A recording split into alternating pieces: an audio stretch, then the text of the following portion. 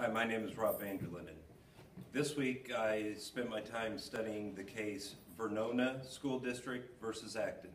This was found in Chapter 7 of our book, Case Study 7.13. The plaintiffs and the defendants in this case, the plaintiff, James Acton, and the defendant, Verona School District, 47J. The case background: Verona School District was seeing an increase of drug use and conversations about drugs throughout the 1980s. It was gradually increasing throughout the 90s. Discipline issues were increasing year by year, and discipline referrals more than doubled from the end of the 80s to the beginning of the 80s. They discovered that athletes were the leading contributors and participated in the drug use more than the rest of the school district. The school district tried several methods to stop the activity. They tried special classes, presentations, they brought in keynote speakers, drug dogs, the police force were present at the school.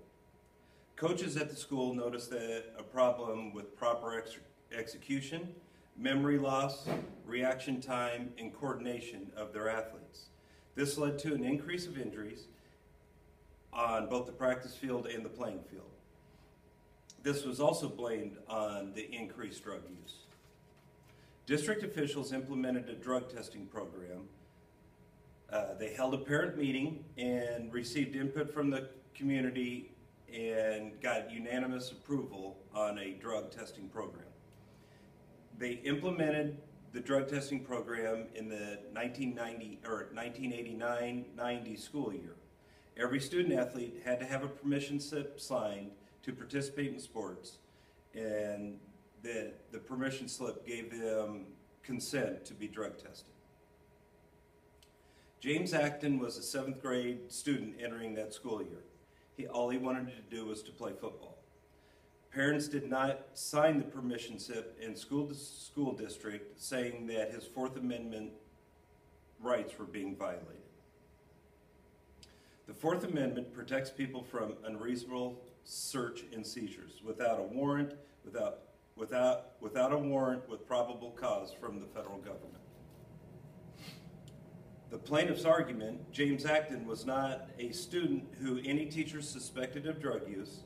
Since there was no probable cause, a search of what was in his body should not be conducted. The district court ruled in favor of the defendant. The district court ruled that random drug tests were legal and constitutional. The Actons appealed the ruling to a higher court. The appeals court agreed with the Actons, stating that random drug testing did violate the Fourth Amendment rights. Verona School District appealed this ruling to the United States Supreme Court. The United States Supreme Court ruled 6-3 in favor of the school district.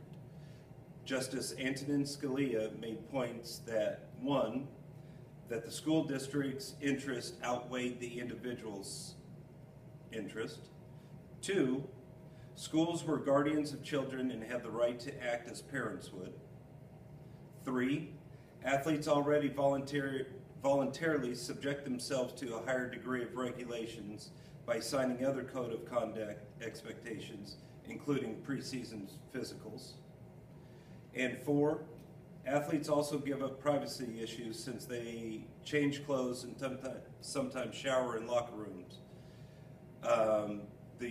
By getting drug tested by urinating in a bottle, fully clothed and out of view of the person doing the testing, did not infringe upon any of the privacy issues. How it affects the schools today.